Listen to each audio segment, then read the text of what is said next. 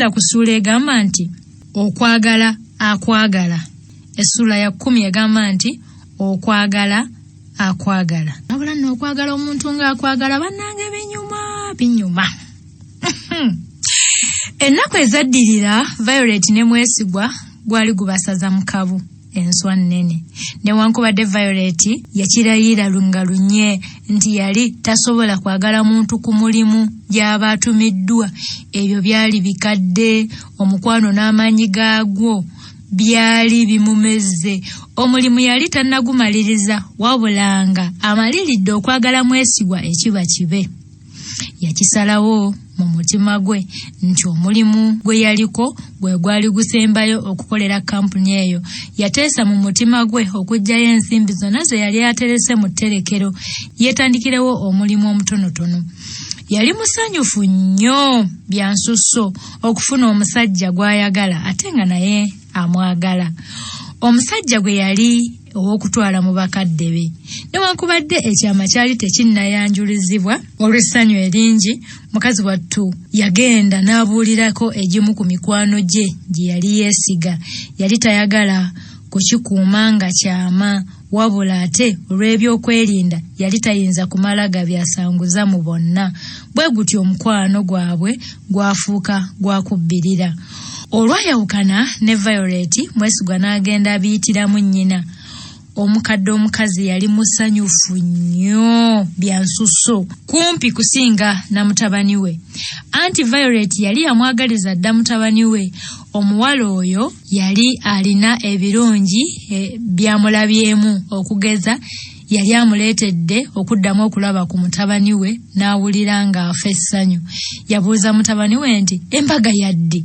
Nze njagala kulaba nga munekedde mu by'obugole nga tugenda mu lutikko e Lubaga. Mwesigwa yasekereza kwe kumugamba nti eyo y'ensonga endeese wano maama.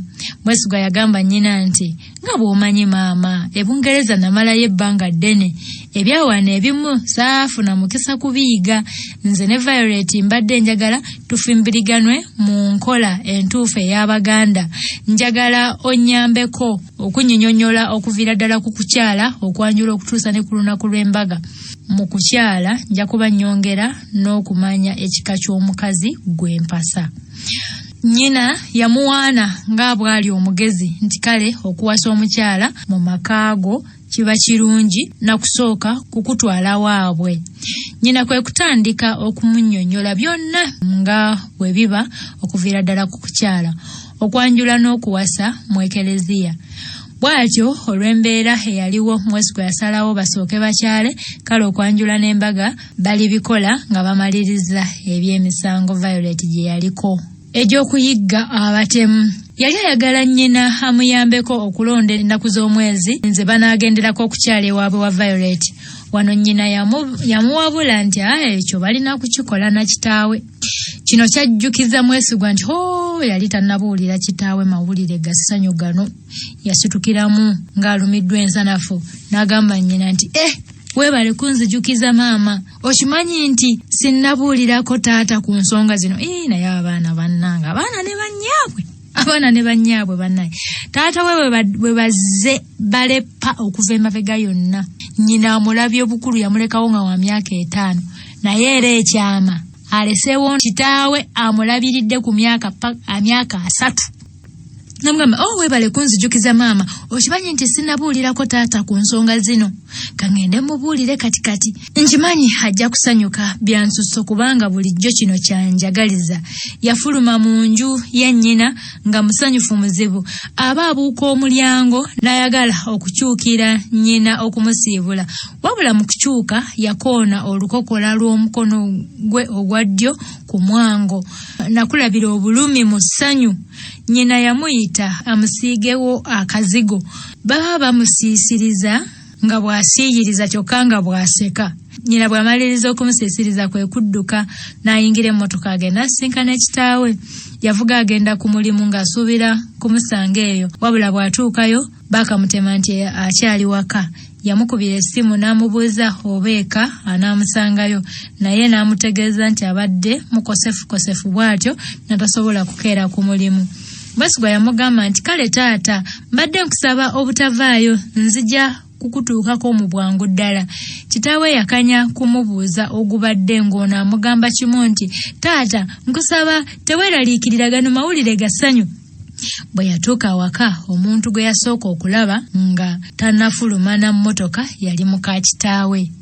Mu ssanyu eringi lye yalimu yali yeerabidde nti eno waliyo omuntu atamwagalirako ddala, naye mu kiseera kino eno si ye yali ensonga eyinza okuggyawo essanyu lye yalina ku olwo.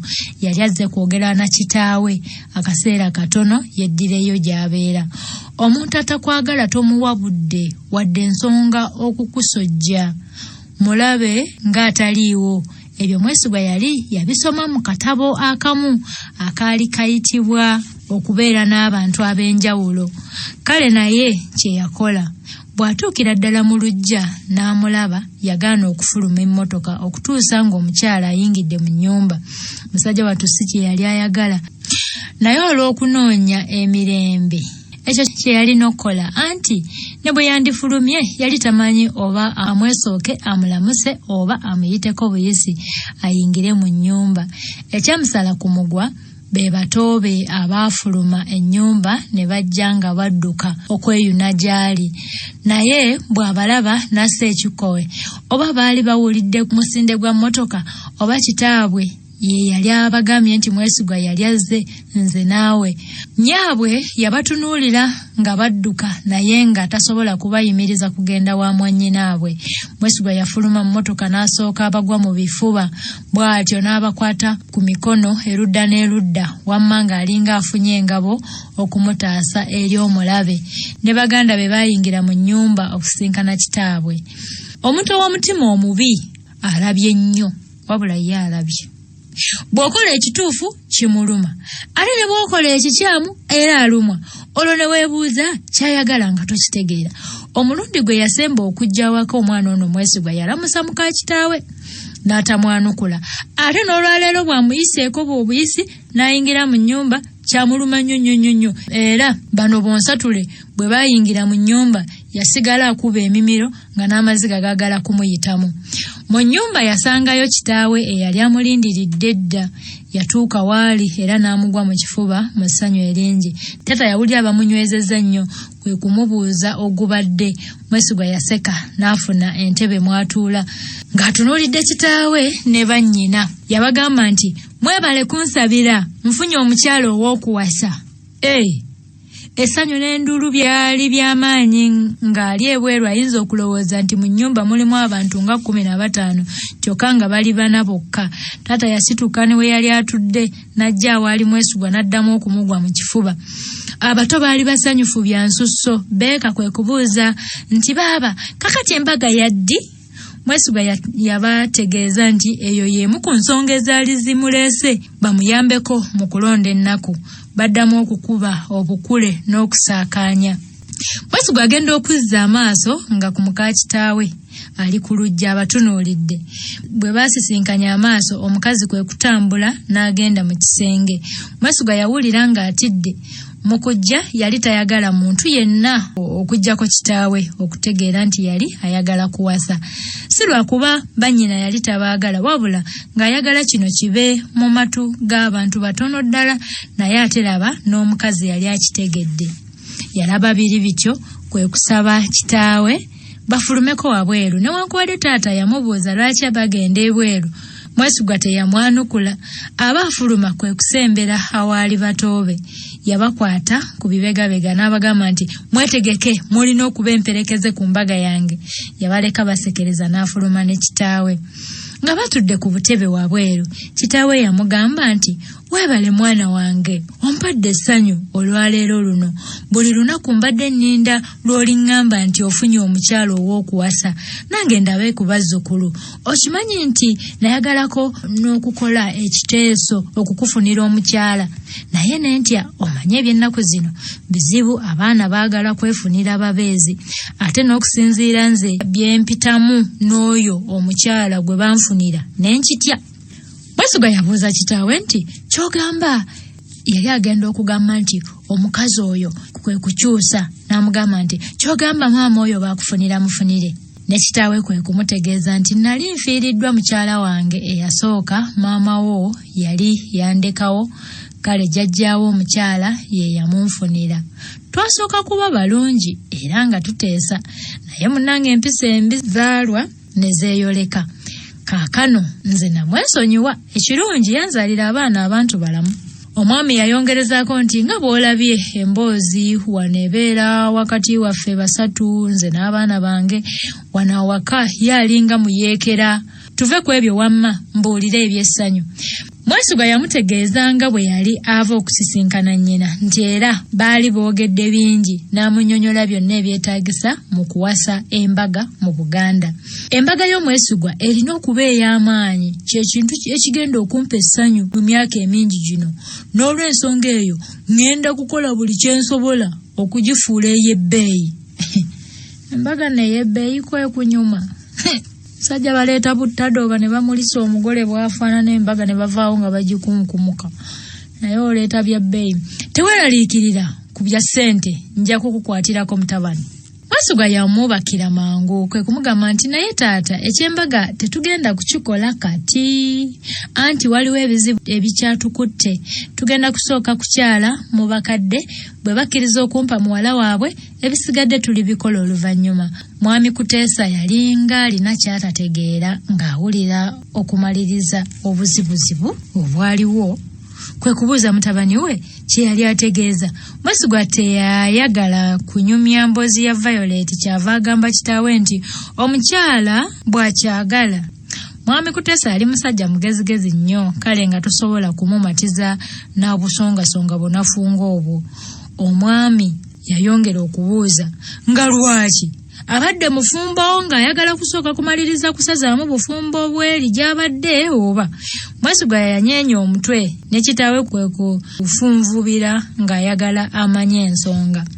Bw'alaba kitaawe ayinza okutandika okubuusabuusa omuwala gw'agenda okuwasa, kyava asalawo amubuulire byonna aleme okulowoolereza ebingi ku muwala ono.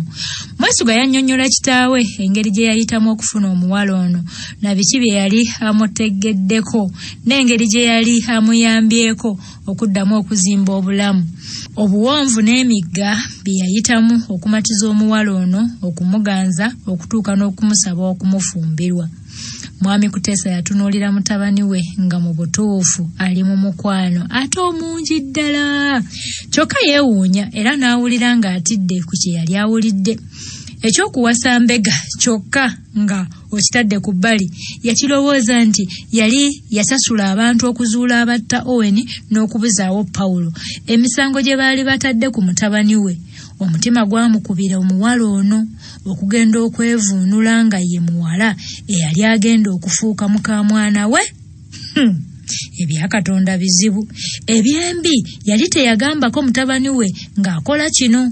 Kale bwe kinaazuuka omwana we taamunyiigire, yasooka kufunamu n'okubuusabuusa ku muwala ono, naye gye baakoma okunyumya, gye yakoma n'okukitegeera nti gwasuubiriza ayinza okuba nga yayagala mutabani we.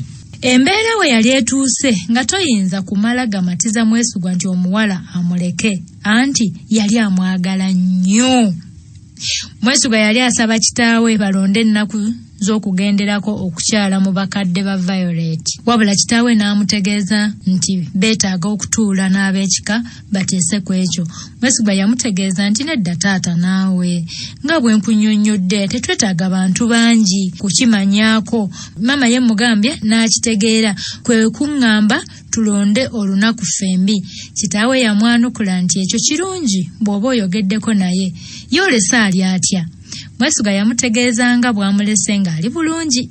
Taata yafuna ekirowoozo n'agamba Mwesigwa bagende bombi batuule ne nnyina bonsatule bateese ekyokukola. Olabye okuzaala abaana mu bantu.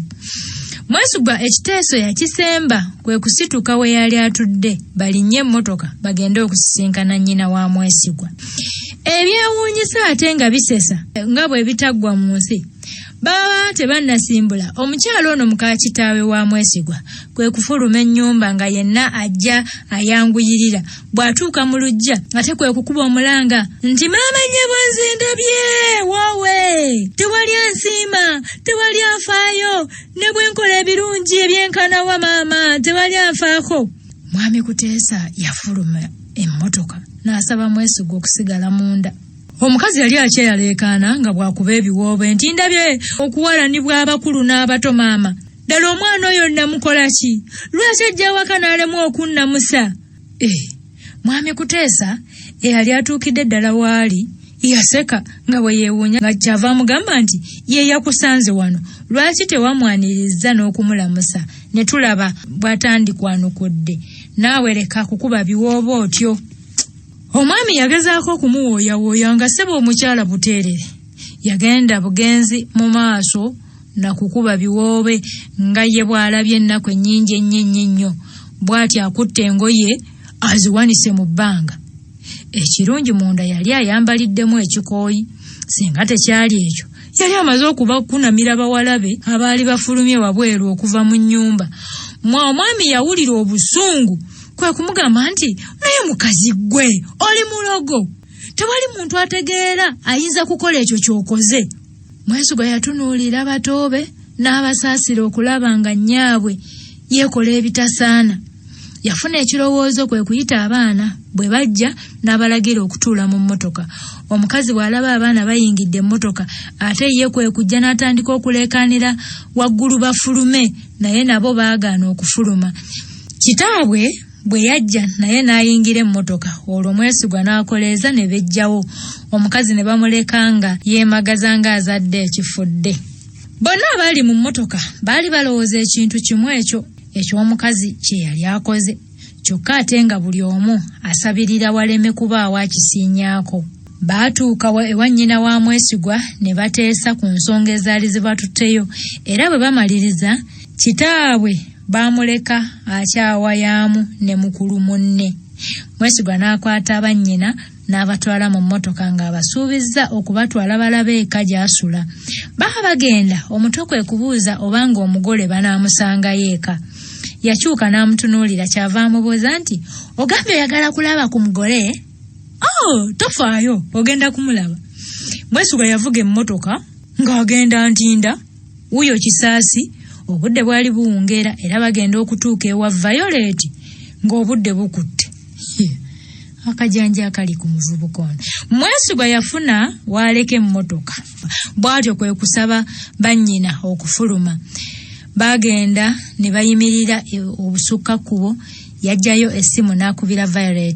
Nakyala yalina omuze nga bw'afuna essimu ya Mwesigwa ng'afuluma wabweru ku lubalaza, si ye yali waggulu ku kalina, kale wamma omukwano ng'agugattamu akawewo n'asisira bulala. Ne ku luno essimu bwe yavuga yafuluma wabweru, yali ayambadde akateeteeyi ka bbululu ng'anyiridde bulala, kale ng'omulaba ng'oyinza okulowooza nti aliko waalaga. Mwesigwa yali amulengera bulungi. Engeri ku lwaza gye kwaliko ettaala, wabula ate ye Violet nga tasobola kubalaba okuggyako nga yeetegereza nnyo. Mwesigwa bw'amaliriza okumulamusa kwe kumubuuza langi gy'asinga okwagala. Violet kwe kwanukula amangu ago nti pinka. Pinka yaani mu Luganda kozzi? Mwesigwa yamwanukula nti lwaki si bbululu?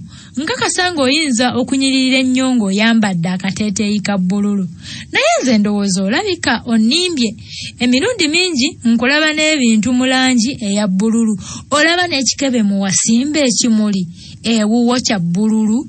Violet yeewuunya kubanga kye kikebe kyennyini kye yali akutte. Kwe kumaguka amangu ago n'akiggyako engalo. Mwesigwa yayongerezaako nti nze wange bwe buwungeera nga nzigala amadirisa, nkusaba bambi naawe Violet obutakyerabiranga, omanye ensiri zirwaza. Violet okutunula ku ddirisa nga likyali liggule. Nakimanya nti Mwesigwa teyali wala. Bw'atyo kwe kugenda okuggala amadirisa nga bw'asekereza. Violet yamwanukula nti vaayo mangu yonna gye weekwese nga tebannakussaako mpingu nga bakuyita omubbi. Mwesigwa kwe kumugamba nti bw'oba onoonya Violet otera kumusanga mabega wa mmotoka nga gye yeekwese. Nange ndowooza kye mba nkola, anti sikakasa nti ayinza okumalaganiriza abagenyi ewuwe. Violet yakimanya nti Mwesigwa alabika amusisinkane ku mmotoka, naye ye kwe kumugamba nti Violet muntu w'abantu era ayaniriza abantu ewuwe, kyova olaba ng'oluggi aleka luggule. Mwesigwa nga tannajjako ssimu kwe kumugamba nti Mwesigwa ne bannyina be bagenyi basatu. Annanga omukwano.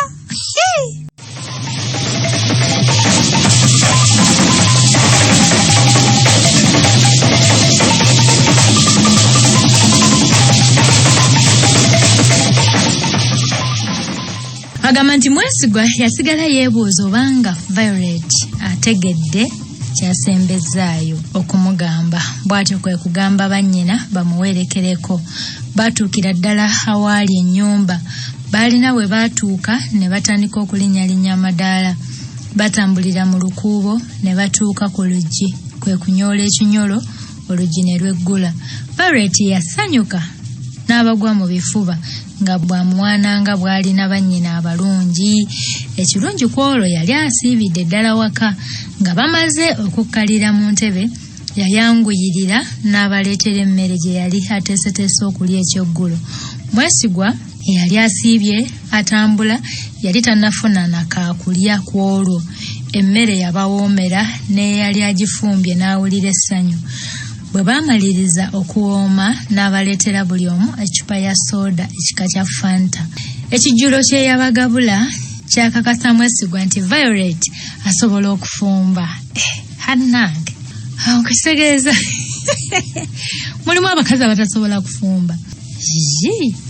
Mbu Violet asobola okufumba era mu butuufu basiima ne bamwebaza bya nsusso, naye n'awulira ng'asanyuse. Nga bamaliriza okuwooma, Mwesigwa yagamba Violet nti baabano balamu bo, babadde balina kye baagala okukugamba. Violet yasekereza n'akutamako awulire kye baali baagala okumugamba. Bukazi bwattu bwawulira ensonyi. Mwesigwa kwe kubagamba nti mumugembe nammwe bye twayogeddeko. Akato kaali kasingako k'obukalukalu era ke kaayogera nti wamma tubadde tusaba okukyalako ewammwe.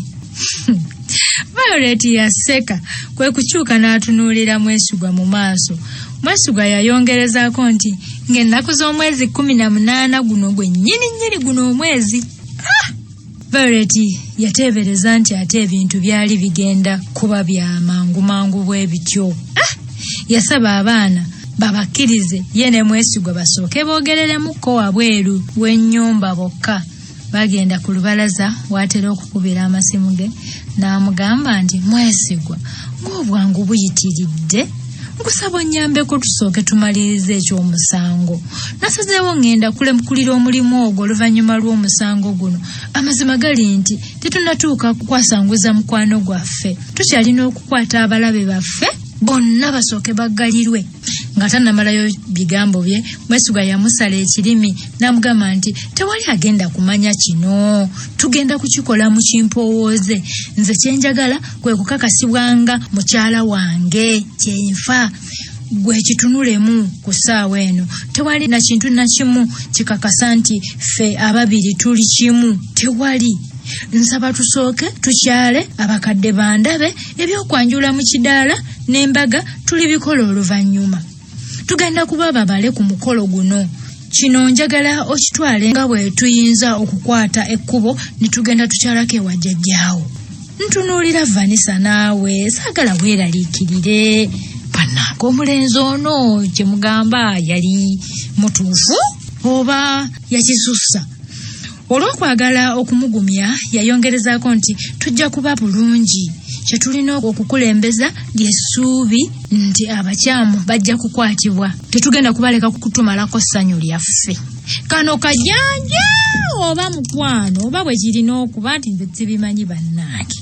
Mwesigwa lwa kunyooma bantu bano, ye Violet yali tayagala kubisaagiramu, yali tayagala kulekawo muwaatwa gwonna guyinza kutanula bampembe bano. Violet yayongerezaako nti kyonna kye bagezaako okukolera mu kyama. Mwesigwa bakwagala oli mulamu bulungi, naye nze nyinza okulugenderamu singa baali bakwagala oli mufu si kukutiisatiisa naye bandibadde bakituukiriza dda. Naye nze kyendaba bakanegezaamu enfunda 3. Mwesigwa yeewuunya ate kino yali takisuubira n'awulira ng'atiddemukko. Mwesigwa yadda wabbali yekka n'asiriikirira ng'atidde. Kino kyaleetawo okutta ku bigere mu nteekateeka zaabwe. Ekirungi yali musajja amanyi okwebuulirira ne kuno yeebuulirira okuba omugumiikiriza. Tofaayo Mwesigwa, buli kimu tujja kukiwangula. Ate mangu ddala baatambula okuddayo mu nnyumba. Olwali okuyingira abaana ne babasanyukira ng'oyinza okulowooza gye babadde bamazeeyo olunaku lulamba. Akato kasembera awali Mwesigwa ne kamugamba nti Mukama nti mugambe nti mugenda kugenda bana mwekka. Violet yawulira kyava aseka n'abalala bonna ne baseka. Kino kye kyakakasa ababiri nti obwedda byonna bye boogera abaana babadde babiwulira. Violet yagamba omuto nti tofaayo Beeka, nga 18 tujja kugenda. Mwesigwa yeewuunya nnyo ono kye yali ayogerako. Teyategeera oba yali ayagala kusanyusa mwana oba ng'akitegeeza ekyo kyennyini, naye teyabuuza newankubadde nga yali agadde. Violet mukazi wattu munyumya era ayinza okusalawo okunyumya eby'amazima, kyokka ate nga ne bwe kuba kulimba asobola okukulimba ate n'osigala nga omatidde ate ng'okyanyumirwa. Abaana baali basanyufu olw'emboozi eza buli kika ze yabanyumizanga. Baaseka ne baseka. Bagenda okutuuka okusiibula nga tebaagala kugenda, anti nga Violet nga byabasesa tebinnaggwayo. Mwesigwa yali yamumanyiira era ze zimu ku nsonga ezamwagaza naddala nga omugwikiriza nga talina bimuteganya. Kyatuuka ekiseera nga balina okusiibula, bwe batyo baafuluma wabweru. Violet yabawerekera okutuuka we baali balese emmotoka. Yabalinda ne basimbula ne bavuga okugenda nga akyabagobereza amaaso. Baamala kubulirayo n'alyoka addayo mu nnyumba. Mwesigwa aba avuga abaana abazzaayo eka bo kwe kumugamba abatwale ewa ssengaabwe. Yagaana kye baali bamusaba naye ne bamulemerako nga bwe bamugamba akubire kitaabwe nti yali ajja kubakkiriza. Era kitaabwe bw'abakkiriza naye kwe kubatwala ekasangati ewa ssengaabwe. Bw'atuukayo kwe kubakuutira obutabaako gwe bagamba nti Mwesigwa yali agenda kuwasa. Baalayira obutakisinyaako wadde. Yalamusa kubaawaka era n'abasiibula mangu atere yeeyuna obudde. Bw'atuuka waka kwe kujjukira ebigambo bya Nakyala bye yali asinyizzaako ng'agamba nti okukyala kwali kwakubaawo nga 18 nga bwe baali bateesezza. Kwe kukwata essimu n'amukubira era okumuddamu ku bye yali amubuuza. Violet yakkiriza nti kituufu olw'ensonga nakirowoozezzaako nti tusobola okukikuuma nga kyama, naye era nina n'ekirala kye njagala okukugamba. Mwesigwa yamubuuza ekirala kye yali ayagala okumubuulira, naye n'agaana okumubuulira nga amutegeeza nti alikimugamba lwe baliddamu okusisinkana. Mwesigwa yamugamba nti weebale maama okugulirira bannyinaze.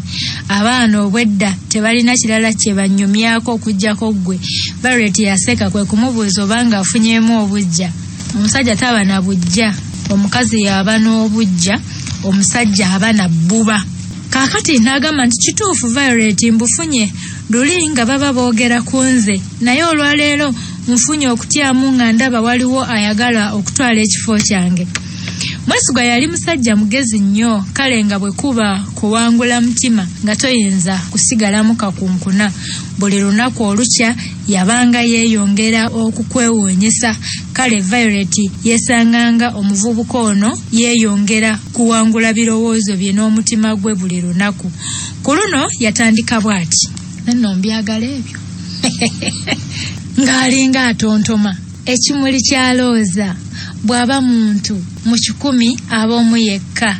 Nze ani afuna omuntu ng'ono? Ayi Katonda wange, osaana ogulumizibwe ebbanga lyonna.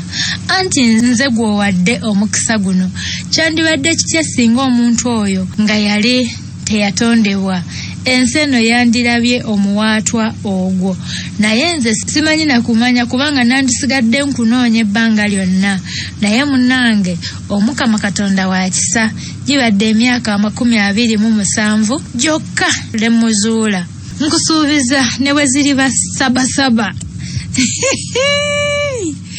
zijja zindye nze maama muwala w'abafu nkusuubiza ne bwe ziri basabasaba sirikuta ate nze sisuubiza ne situukiriza era wensimbye enyweza ndi musanyufu mukwano olw'okukkiriza ofuuka owange nkusuubiza obulamu omutali kwejjusa bwe naabanga nsobezza nkusaba mukwano okumpabulanga abalala bye banaakugamba nga towulirizanga buli kyange kikyo okutandikira ku mutima gwange ate nga kyekyobugagga ekisinga byonna bye nnina mu nsi nkusaba okukikuuma obulungi mukwano nkusuubiza nga tufuuse omuntu omu bangi betugenda okufulula anti tugenda kukola ebyafaayo tusannyalaze ebyasooka tugenda kubanga tufuuse omuntu omu ate ow'amaanyi kyonna ekikusemberera ne bweba nsiri ejja kummendegera maama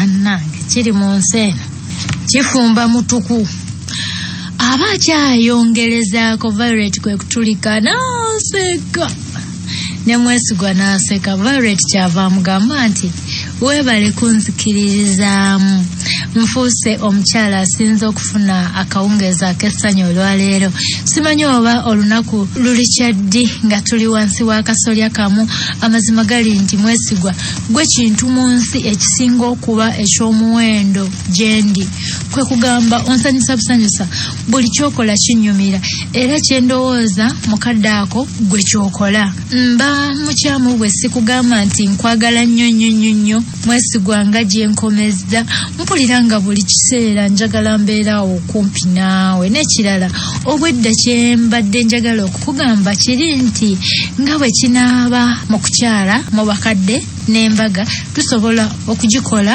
nga yakimpowooze wano Mwesigwa yali tategeddeewo bulungi Violet kwe kwongera okumunnyonnyola nti nga tuvudde mu bakadde era nga batukiriza okubeera fembi tusobola okugenda mu ekereziya ne tugattibwa embaga ey'ekimpowooze nze kyeneetaga si be bantu abangi abanajja ku mbaga oba keeki nnene kakibe kiteeteeyo ekirungi kyenjagala yeggwe Mwesigwa abakulu bwe bakkiriza okutugatta kyekikulu nze okufuuka mukyala w'Omwesigwa Violet yasiriikirira ng'asuubira Mwesigwa okubaako kyayogera naye munnange teyayogera yali awuniikiridde Violet yamuyita nti Mwesigwa nono kwe kumubuuza nti osobola okuddamu by'oyogedde Violet ng'obikakasa mwana gwe osobola okubiddamu wano alinga alina akapeesa akawandula ebigambo ke yali anyize ono kwe kutandikirawo nti kyensinga okwagala nange kukakasibwa nga mukyalawo newankubadde nandyagadde embaga ey'amaanyi tekisoboka mukadde kano ekisinga byonna tukole enteekateeka bw'oba okisembye tugattibwe ne bwe siiyambala ekiteeteeyi kya bugole kwagala nnyo Mwesigwa simanyi nangeri gye nnyinza kukola kubanga gwe gwe ndowoozaako buli kiseera buli kyange kye mbadde nkola kisanyaladde nkisikizza ggwe Mwesigwa Mwesigwa yakikakasa nti mu mazima ono omuwala yali amwagala abawala nga baagala kadaali n'embaga ez'ebbeeyi naye ono mukazi wattu yali yeewaddeyo kino akisubwe olw'okwagala omulenzi ono nga bwe nakutegeezezza gwasoma bino nti Violet yali munafu nnyo mu by'omukwano era bwe batandika okunyumya bino yafundikira akaaba tete ng'akaabira gyakatyanja Mwesigwa yamusaba okuba omugumiikiriza nga bw'amutegeeza nga bwe baali bajja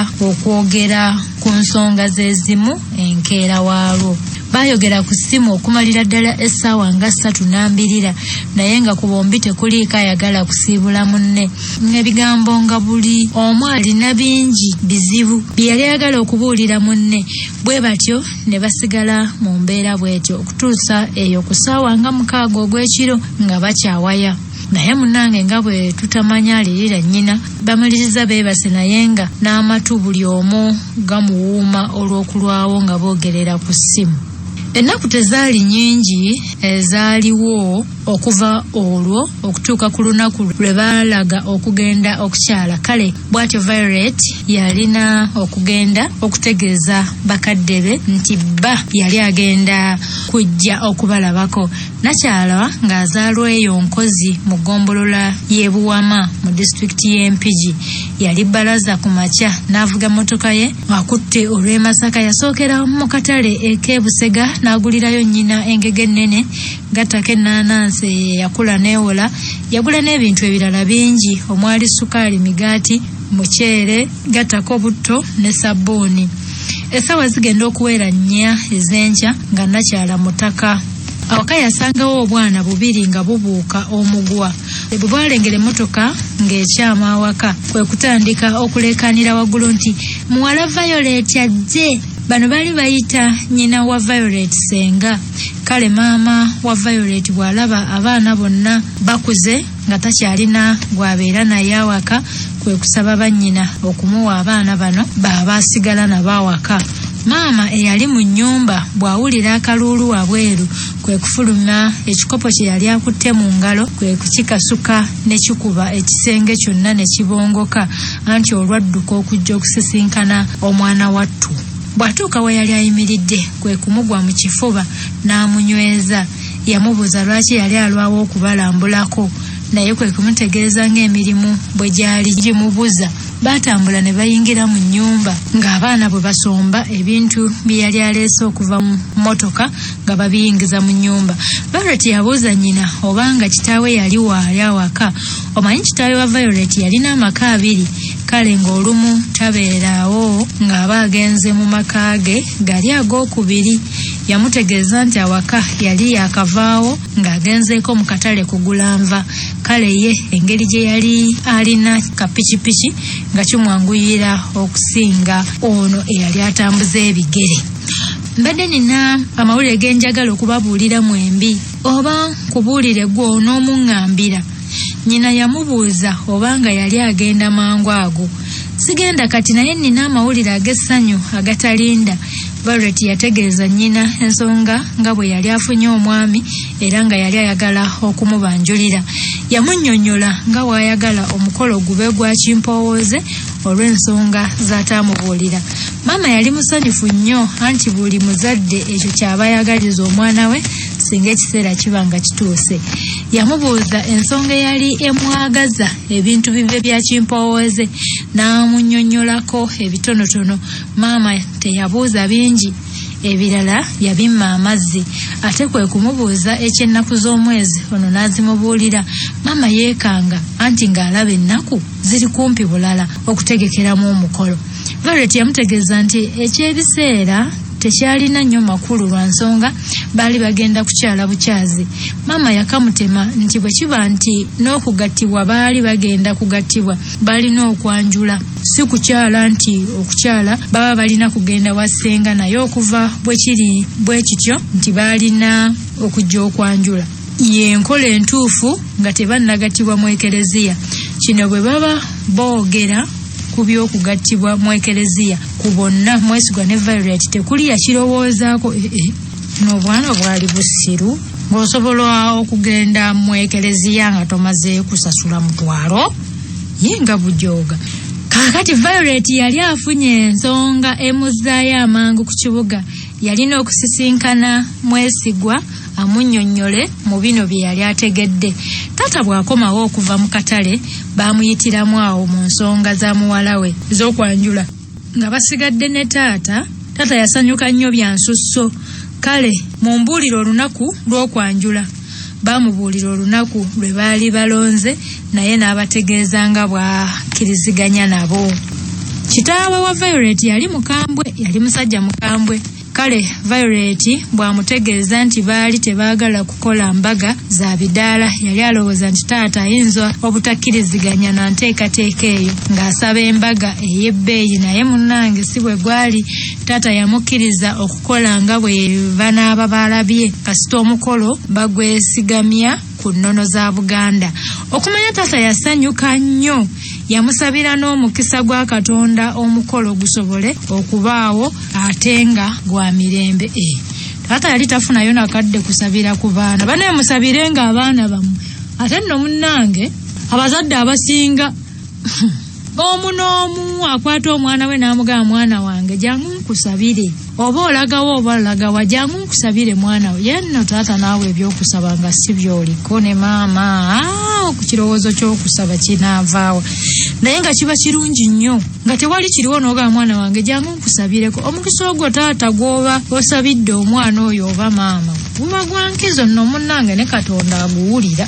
Mbono yamala kusanyuka nnyo olw'okuba yali alowoozezza nti agenda kufuna mumuwala, n'amusabira n'omukisa. Bannange buli kintu kyali kitambula bulungi.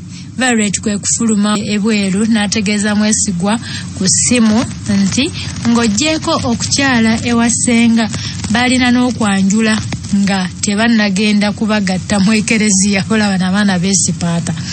Ne Mwesigwa yakubirirawo bakadde be essimu n'abategeeza ekintu kye kimu nti bwe baba bateekateeka n'okugattibwa mu buli ngeri balina okutwalira taata omutwalo, enkoko y'omuko, ekita ky'omwenge, olugoye lwa maama, olwa taata, olwa ssenga n'olw'omuko. Kaakano balina okukyala ewa ssenga, bwe bava eyo bagende mu kwanjulwa ewa taata ate basembyeyo embaga. Mwesigwa yabitunulamu ng'alaba buli kimu kiteekwa okukolebwa kyokka ate nga babiwadde akadde katono ddala. Yafumiintirizaamu n'alaba nga tewali kye bagoba, kwe kusalawo basazeemu buli kimu balibikola nga bateesezza. Newankubadde yali ayagala nnyo Violet, naye okupapirira kwali kususse. Ye ne Violet bwe baali banyumya ku by'okugattibwa tewali yalowooza ku byakwanjulwa. Kaba n'abaana bw'abiyitiramu Violet ate ye n'amusaba obutasazaamu bye baali bateesezza nga bw'amusaba okugattibwa. Ne bwe kuba kumutta yali ayagala afe nga mukyala Mwesigwa. Mwesigwa teyayongerezaako. Kasita Violet yalaga nti akkiriza byonna nga bwe byali bitegekeddwa. Enteekateeka zaali bwe ziti tinga 18 baali bagenda kukyala ewa ssenga, nga 23 omwezi gwe gumu baali bagenda kwanjulwa mu bakadde, ate enkeera nga 24 baali bagenda kugattibwa mu ekereziya. Abula bannange. Kale ku Lwabiri-3 Mwesigwa yali wakugenda ne mwannyina okukyala mu maka ga ssenga wa Violet. Yayambala ekkanzu etukula betukutuku n'ateekako ekizibaawo. Baali banekedde bulungi. Yafunayo ku bannyina ne baganda be abakitaawo omuto. Wano mu Buganda ne tuba na taata muto, tetuba ne maama muto, bye tetuba nabyo. Tuba na maama, tuba na taata, tetuba na anko. Ate kati nnaku zino mubitinkiza nnyo mwe abasajja abaasomako. Muganda wo bwe muzaalibwa omwana wa muyita atya anko, mutugende wa anko gundi abeera atya anko we. Ne bwe kaba kato nga ke kasembayo mu lunyiriri lwammwe, abaana boozadde baba bakayita taata, si taata muto. Mumudde mu byokwonoona ennono zaffe nnyini mutuwaŋŋamyamu ebyo bye mukopperera eyo eby'ekigwagwa. Kyova olaba mufumbiza abaana abo ne mufumbiza oluganda lutonotono mukoma wano kuno olw'okuba Abangereza bwe bakola. Ffe tusimira ddala omwana wa kojjaawo, omwana wa ssengawo kizibwewo, byonna ne tubigoberera. Kati ono mbu yagenda wa taata omuto. Bagenda basatu. Bwe batuuka Violet yalaga bakadde be omusajja gw'ayagala amutwale. Senga bamutwalira ebintu bingi, omwali n'enkoko. Bwe mugenze okukyala ewa ssenga n'enkoko mugitwala. Ate ekyo nga mbadde sikimanyi nti n'enkoko egenda ewa ssenga. Mwali enkoko okussaako enkota y'ettooke. Senga yali musanyufu bya nsusso nnyo. Yabasabira okutambula obulungi nga baddayo ku kibuga, era n'abasabira emikolo gyonna egisigadde gitambule bulungi. Omukolo ogusookera ddala baali bagumaliriza bulungi. Nga kati ekyali kisigadde ye Violet okwanjula Mwesigwa mu bakadde. Ekyo kyali kigenda kukolebwa olw'okutaano lwa Ssabbiiti eyo eddirira, ate nga mu wiiki y'emu mwe muli n'embaga. Kaweerege nno. Olunaku olw'okwanjula lwatuuka. Okwawukanako nga Mwesigwa n'abasinga bwe baali bamanyi okwanjulwa kukolebwa ebintu ebikulu bitono. Si kuleeta abawala n'abavubuka abangi mu kidaala okulamusa abako, kakube okuleeta entebe n'ebirabo ebirala eby'ebbeeyi. Mu kwetegeka okugenda okwanjula awamu baali abantu 8. Ebyo byenjagala. Bantu 8. Si luseregende mbu 15, baali abantu 8 nga n'omwogezi kwali kitegeeza baali 7. N'abaana nga baakola ebintu by'obutegeevu. Omwami yabasaba okugula enkoko y'omuko, gomesi z'abamaama ne basenga, ekkanzu ya taata n'omuko n'ekita ky'omwenge. Bwe bamaliriza okugula ebyo, omwami kwe kubagamba balonde ekyokugula kye banaawaayo ng'omutwalo gwa taata. Mwesigwa baamuwa omukisa okugula ekintu ky'awulira nga kye yandyagadde okugulira taata.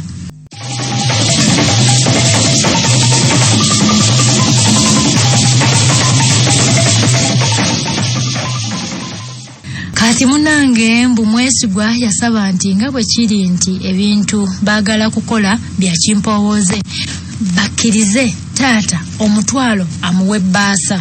Ate eby'abasajja bye basinga n'okwagala. Kamukulu n'amuliira eri yekka. Abasajja abamu no baba tebaabikolerera nabikolerera nga n'omwana si ye yamukuza. Sekkono tawaanyisibwa wano ewe wange.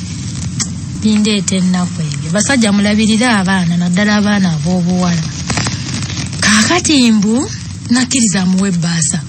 Bakkiriza okuteesa kwe, era yayongerezaako nti ebisigadde oba ebinene baali bakubikola nga bazzeemu omukolo gwe gumu.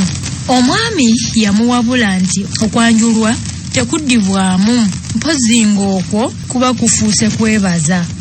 Ate kino kyamuluma kubanga naye yali ayagala okukola ku kwanjula okw'amaanyi nga kulinga okwa mikwano gye be yalabanga ku mirimu nga bagenda basitudde. Bino byonna yabiteeka ku bakyamu abaali babalondoola anti nti senga saabo osanga bandibadde bakola emikolo gino mu bulambulukufu bwagyo n'okwetaaya.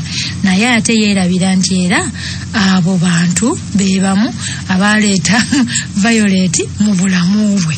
Okwawukanako ng'abantu abasinga abagenda okwanjula ennaku zino baba bakwataganye, abagenda okwanjula ewa Violet baali batono ate nga n'ebintu bye yali atutte byali bibale. Basimbula e Kampala ku ssaawa nga 5 ez'enkya era okugenda okuwera ssaawa 7 ogw'ettuntu nga basajja n'abakazi abaali banyiridde okuzaama baatuuse dda mu ssaza lya Kabaka ly'e Mawokota okugenda okwanjulwa mu maka g'omwami Mulindwa Andereya eyali Wangabi. Bwe batuuka mu luggya, omwami gwe bajja naye kwe kusitula ekita ky'omwenge n'akyetikka. Yakulembera banne ne bajja nga bamugoberera. Bwe batuuka bwe babalabira ne balinda ekiddako. Bwe baabalaba babaaniriza era ne babayingiza mu nnyumba. Taata ne bakulu banne, senga ow'ensonga ngono ye yali senga Nakacwa, baabalamusa, baabawa olwendo lw'amazzi buli omu n'anywako. Bwe bamaliriza okunywa ku mazzi baabawa n'entabaluganda nazo ne balyako. Senga yayanjula abagenyi bano eri taata ne bakulu banne nga bw'abategeezanga bwe baali basaba okuzaalibwa mu maka ago. Taata nga tannakkiriza kusaba kwabwe yababuuza obanga balina ebisaanyizo ebikkiriza abakulu mu maka omwo okubazaala. Omwogezi w'oku ludda lwabwe yasitula ekita ky'omwenge n'akitwalira abakulu bwe baali batudde. Yasuukundamu ng'eno bw'agamba nti nkuya. Bw'amaliriza yatululira mu ndeku n'anywako. Oluvannyuma n'aweereza ne taata naye n'anywako. Ne bonna abalala abaaliwo baabaweereza endeku ne banywa ku mwenge ogwali guwasizza Violet. Violet sebo baamuwasa. Naye bannange Kati agamba nti bwe baamaliriza okunywa ku mwenge, senga yali afulumyemu yakomawo n'abaana abawala abajja okulamusa ku bagenyi. Senga yasituka n'agenda wali Mwesigwa n'amusaako akabonero k'akamuli akamwawula ku balala nti ono ye muko. Nga bamaliriza okubuuza, nate yagenda n'aleeta omugole n'abamu ku baganda be. Era wano senga we yategeereza taata nti abaami abo be baali baagala okutwala muwala we Nakalanda Violet. Tata yasaba abagenyi okubikkula ku ntumbwe. Tata yasaba abagenyi okubikkula ku ntumbwe. Abatakimanyi balaba mwebuuza kye yali ategeeza, naye wano tewaali kye yali ategeeza kirala okuggyako okuwa obuzaale bwa Mwesigwa. Taata amannya nze Mwesigwa Charles Kasujja, mutabani wa Kuteesa Stephen Kawooya. Mwesigwa yali musajja wa wano baba, muzzukulu wa Kibirige n'eddirange ye Akabbiro ku nguvu. Ebukojja mange Wanseenene nga ye mukyala Nakajubi Nannozi Agnes, muwala wa Yakobo Kajubi, muzzukulu wa Kabali. Omwami ono eyali ayogera ku ludda lwa Mwesigwa bw'amaliriza, ate ne kitaawe wa Violet n'atandika. Ffe tweddirangabi Akabbiro Jerengesa, omubala kali kutanda ne kakusuula mu bengabi abasambaganyi. Ekyo bwe kyaggwa ne waddawo omukolo ogw'okukwasa omuko enkoko ye. Wano Mwesigwa yalina okwogera ng'akwasa omuko enkoko ng'amusaba amukkiriza okutwala mwannyina. Mwesigwa yawulira ng'atidde newankubadde baali bamuyitiddemu ku bigambo eby'okwogerera wano. Yali tamanyi obanga anaasobola okubyogera obulungi. Mwesigwa yasitula n'akwata enkoko mu ngalo n'atunuulira mukoddomi we eyali ayimiridde awo okumpi naye. Yamukwasa enkoko nga bw'amugamba nti, muko, nkuwa enkoko eno nga nkusaba onzikirize ntwale mwannyoko. Nkusuubiza okumulabirira obulungi era ngenda kumuyisanga mu mbejja. Ngenda kubeera muntu ow'enjawulo gy'ali era nkusuubiza tolimulabako kikuyiro kyonna. Neeyanziza nnyo ssebo neeyanzeege. Omuko n'abalala bonna abaali mu nnyumba baasanyuka nnyo. Enkoko omuko yaginyweza era n'amusikako mu kibatu. Musajja atu yawulira ng'awewedde. Kino kyali kyamweraliikiriza dda obwedda. Yaddayo mpolampola n'atuula mu kifo kye. Abakulu n'abakulu baayongera okunyumya ku bulamu obwa bulijjo. Abakyala emmanju baali batandise okusosotola emmere, kale nga abali mu nnyumba bafa akawoowo. Mu kaseera mpawe kaaga baaleeta akataasa okunaaba mu ngalo, kale nga omanya bumanya nti essaawa yonna baali bagenda kuwunya kugwa ddyo kuba kulya. Emmere yaleetebwa ne batandika okuwooma. Wamma empombo zaali nnyingi nnyo ddala. Kwaliko ez'ennyama, enkoko gattako ebinyeebwa nga mulimu n'obutiko obubaala. Abako baawoomerwa emmere kitalo butalo okuggyako Mwesigwa mukwano gwange yeyekka, anti ng'ani gwe bawa enkoko ennamba ogirya omuntu omuwekka. Yabulwa waatandikira okugirya anti teyali nsaleesale mu bufwefifi obutono. Ebyokulya enkoko yabyesonyiwa bw'atyo kwe kulya ku luwombo lw'ebinyeebwa omuli akatiko, naye nga nabyo bigenda katono. Bwe bamaliriza okulya, senga n'abaali bamuyambako kwe kujja ne batandika okutegula ebintu. Ekyo nga kiwedde, Mwesigwa yali alinda kimu kuwulira nga basiibula, byonna nga biwedde bulungi. Yali yeeraliikirira okukola ensobi oba okubeerawo obuzibu bwonna, naye Mukama yabasaasira, byaggwa bulungi. Ekyali kisigadde kwali kuleeta birabo by'abakadde. Baasookera ku kisambi kya nte ne baleeta embugo z'abakulu, obubaka obulaga nti bayiseeko mu ggwanika lya beene, ebyokunywa ebiweweevu, kuleeti 2, ensawo ya sukaali emu n'ey'omuceere emu, bokisi za sabbuuni 2 n'emigaati 2. Mugaati 2 buti. Mwesigwa yakwasa taata ebbaasa omwali omutwalo. Ntera okusooberera okusobola okumanya buli kimu, naye ku luno ne bwompaaki ng'ombuuza ssente ezaali mu bbaasa ya taata, mba ngenda kukulimbira bwereere olw'ensonga nti Mwesigwa talina gwe yabbirako ku ssente ze yawa taata. ate ne taata n'atabaako gwabuulirako era bataata bwe batyo abasajja annange ne kazaala mwana bwe bazaala omwana teyamunyega. Ekyewuunyisa Mwesigwa bw'amaliriza okukwasa taata ebbaasa omwali omutwalo yamukwasa n'ekisumuluzo ky'emmotoka kye yali akutte mu ngalo. Taata teyasooka kutegeera makulu ga kumukwasa kisumuluzo, naye munnanga bwe bamulengeza wabweru emmotoka katono afa essanyu. Yali yeefunidde emmotoka. Abasinga ne kubako bennyini tekwali yali akitegedde nti emmotoka mwe bajjira yali egenda kugabirwa taata wa Nnakyalo ono. Mwesigwa ne kitaawe bwekka be baali bakitegeddeko, kale baakitunulamu nga balaba tebalina biwelabo biwerako bye batwala mu bakadde, kwe kusalawo okutwala ekyo ng'ekirabo. Taata wa Nnakyala Violet kyamuyitirirako anti yali takirootangako nti kiyinza okubaawo. Olabye okwezaalira abaana abawala bannange, mwana omuwala omulabye. Taata yali takirootanganako nti kiyinzika okubaawo, n'afuna emmotoka. Laba taata bwe yali yeefunidde kapyata anti munnanga okuzaala kujaagaana. Ate bwe bakugamba nti azadde sukaali baba tebategeeza ono waakyayi yekka. Nikana akamotoka kafuuka ka sukaali. Olabye sukaali omwana omuwala kyova olaba. Kati nga bamaliriza okuwa abazadde ebirabo bajja basiibule. Taata yali musanyufu n'asabira abako omukisa nga baddayo mu kibuga era n'abasabira n'enkeera omukolo gw'embaga gube mulungi. Baafuluma ennyumba ne bayingira mmotoka zaabwe batere baddeyo ku Kampala. Olwo ssaawa zaali zigenda mu 11:30. Abajjira mu mmotoka 3 baddayo beenyigiriza mu mmotoka 2 zokka, newankubadde baalina ebyokunyumyako ku ebyo ebyaliwo ku olwo tebaakikola lwa nsonga baalina omukolo omulala ogwali gubalinze. Bwe batyo baagenda banyumya ku mbaga ya nkeera.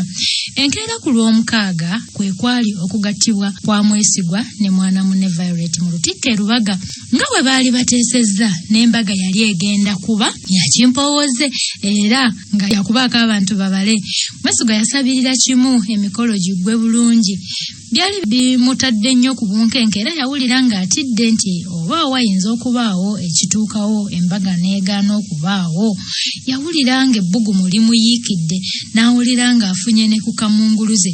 Yasaba omwami avuga mmotoka okusendabirwamu asobole okufuna ku mpewo, naye munnange tekyamuyamba. Yeeyongera okwewujja n'okwekyusakyusa era okukakkana ng'emmotoka esoose kuyimirira n'afulumako wabweru w'emmotoka okufuna ku buweerero. Violet gye yali asigadde yali mu kubuulirirwa. Sengaawe wamu ne bamaama nga bamubuulirira engeri gy'alina okweyisaamu ng'omukyala omutuufu ew'omwami gwe yali agenda okufumbirwa, anti munnange nga tebaagala kubaswaza. Violet yawulira ng'abikooye naye nga munnange tasobola kuvaawo lwa nsonga bingi bye yali ayiga mu kaseera ako, n'ekirala nga tasobola kunyoomoola bakulu. Ye ne bwe yandibadde ayagadde nabo baali tebasobola kumukkiriza kuvaawo awo we yali atudde. Ebyokuyiga byali bingi bye yafuna ku olwo, naye maama ebyokuyiga eby'olunaku olwo olumu kyobola abasenga mbeewuunya. Ebyokuyiga eby'olunaku olwo olumu obipokere mu muntu akakyama amamera gw'okamanyi. Era mbeewuunya nga mwefunuggula mbu mubuulirira mwana bamujja buto nga bamugamba. Bamusomesa ku ngeri y'okulabiriramu omusajja ng'akomyewo okuva ku mulimu, ne bamutendeka okuba omuyonjo, okwewala okuyombayomba n'okufuga obusungu, okwagala n'okuwa ekitiibwa abantu bawaabwe w'omusajja, obutabeera mufumba kafu, okwewala emikwano emibi n'okwanirizanga abantu aba buli kika. Si ye yalaba nga bamusaba agenda awummule asobole okwetegekera omukolo gw'enkya. Olwavaawo n'agenda mu kinaabiro n'asooka n'anaabako, bw'amaliriza n'agenda mu nnyumba asobole okwebakako nga ssengawe bwe yali amulagidde. Abantu baliwo nga bakyagenda mu maaso n'okuwaya, naye yali agadde okusigala ng'akyawayaamu, wabula yali tayagala kuzuukuka nkeera ng'amaaso gazimbye olw'otulo. Bw'atyo kwe kugenda yeebake. Ng'amaliriza okweyalira aba agalamira bw'ati, essimu n'evuga. Omulungi Mwesigwa, yeggwe bw'atyo bwe yeebuuza. Yasanyuka olw'okuba mu buli ngeri yali asuubira mwesigwa okubanga yamukubidde era bwe kyali. Violet bannanga obwedda bwonna nkukubira essimu naye nga tokwata. Oli otya mukwano? Omanyi saafunye mukisa kwogerako naawe mu kwanjulwa. Mwebale byonna. Violet kwe kwanukula nti bannange nsaba kunsonyiwa. Omanyi obwedda tulina bingi bye tukyamaliriza. Bwe butakwata simu ndi musanyufu nnyo mwesigwa, ndi musanyufu. Webale kukkiriza kujja kwanjulwa mu bakadde bange bambi. Nina essanyu lingi olunaku lwa leero bannange. Nkimanyi nti waliyo omuntu ow'enjawulo mu bulamu bwange. Mwesigwa naye yali awulira ekintu kyekimu mu butuufu yali aludde ng'alindirira ekintu nga kino. Yagamba mwana muwala nti simanyi bukyaddi. Ntuuke mu ekereziya tugattibwe nze naawe. Yenga naaba mponye ennyumba y'omu. Nange kankuleke weebake bambi osobole okweteekerateekera olunaku lw'enkya. Bwe gwali yajjako essimu bw'atyo mukazi wattu n'asika ebikunta ne yeebaka. Enkera ssaawa nga 12:00 abaaleeta kasuze katya baali baagobye dda ewaabwe wa Violet. Kino kitegeeza nti Violet yalina okwetegeka asobole okugenda okusisinkana omusajja yali agenda okufuuka bba. Okwawukanako n'embaga z'abagole endala, Violet teyasibwa kadaali n'okwambala ekiteeteeyi ky'obugole nedda teyabikola. Yali nno y'omukyala ayagala na kugendera mu kateeteeyi aka bulijjo, wabula ssengaawe kwe kumusiba gomesi. Nga bw'olaba akaana akato akalina gye kagenda okukyala ne Violet bwe yali yeesunga kugenda bamuwa caayi okunywa wamu n'emmere ey'ekyenkya, wabula byonna nga tekuli kigenda. Emmotoka eyalina okutwala omugole yatuuka. Olwo ebyaddirira kwali kwetegekera mbaga, bw'atyo Violet, mwannyina, omuko, taata ne ssenga baalinnye okugenda mu kugattibwa e Lubaga. Saawa okugenda okuwera 6 ez'omutuntu nga bataka ku lusozi e Lubaga. Omuko yali yatuuse dda ng'anekedde mu ssuuti ye enjeru tuku. Mwesigwa yali ne kitaawe, bannyina 3, bassengaabe 2 ne nnyina. Kwaliko ne mikwano gye abalala 2, ng'omu ye Edgar eyali best man we. Beebo abalala bokka baali ku mukolo gw'ekitiibwa nga Mwesigwa agenda okugattibwa ne mwana munne. Nzeera nange abo abantu benjagala. Saagala muyeye. Bonna baaki. Mwana ono yakola ebintu ebirungi. Munnange bwe bafuluma mu mmotoka, taata kwe kukwata muwala we ku mukono n'amutwala ku mulyango gw'ekereziya n'amukwasa omwami yali agenda okufuuka bba. Waliwo abagole abaali baakafuluma okuva mu ekereziya okugattibwa. Baatunuulira bano abayingira nga babeewuunya. Baali balaba omugole nga tayambadde kyambalo kya bugole, talinaako mperekeze waddeemu bweti. N'ebirala eby'omulembe ebikolebwa abagole b'ennaku zino ne beewuunya. Kyokka ekirala ekyabeewuunyisa, omugole yali musanyufu bulala. Kale nga tosobola kugamba nti embaga eno ey'engeri bweti baali bagimukase bukasi nga bwe baali basoose okukiteebereza. Mwesigwa ne Violet baali banaatera okufuuka omwami n'omukyala. Baatambula mpola mpola okutuuka mu maaso ga alutaali. Omukulu bw'ayingira, bonna abantu nga 12 abaaliwo kwe kuyimirira basobole okutandika ekitambiro kya mmisa. Faaza bw'atuuka okugatta abagole, abantu bonna abaali mu ekereziya baali basanyufu nnyo. Ne Faaza omutambizi omukulu yali musanyufu okugatta abavubuka bano. Yagamba nti abantu abasinga tebaagala kukola mbaga nga bakyali bato, nga beefuula abagezesa, era kwe kugamba abantu nti kiba kirungi okuwasa mukwano gwo. Wasa mukwano gwo, omuntu asobola okukwetondera ng'asobezza, ate nga ne bw'aba akunyiizizza ng'oyanguwa okukitegeera osobole okuddamu okulaba akamwenyumwenyuke. Yayongerezaako nti obufumbo tebulina kufuuka bwa mpaka kwani agenda okuwa ebiragiro, wabula kuteeseganya. Yasaba Charles ne Violet okutwala mu maaso essanyu n'omukwano gwe balina ku olwo. Ng'emikolo giwedde munda mu ekereziya, abagole n'abagenyi baafuluma okuva mu ekereziya ne batandika okwekubya ebifaananyi mu buteeteeyi bwabwe. Abaabalabanga nga beewuunya abaali ku mbaga eringa ey'ekikungu, wabula Mwesigwa ne mukyala we baali bategeera amakulu g'obufumbo buno obutukuvu. Tekyetaagisa myaka 3 na bukadde bwa ssente okukola embaga y'obufumbo. Muwuliramu abavubuka abali eyo. Wabula kyetaaga muntu mutuufu. Ate no point nnene nnyo. Kankiddemu. Tekyetaagisa myaka 3 na bukadde bwa ssente okukola embaga y'obufumbo. Wabula kyetaaga muntu mutuufu. Bwe bavaawo kwe kusembeza abagenyi baabwe ku Serena Hotel gye baafunira ekyemisana. Mu kkubo nga bagenda, abagole baali batudde mu mmotoka emu, baali tebakkiriza nti embaga yali ewedde. Violet yakyuka n'agamba Mwesigwa nti simanyi bwe nnyinza kunnyonnyola essanyu lye mpulira okuggyako okukugamba nti weebale nnyo Mwesigwa, weebale nnyo.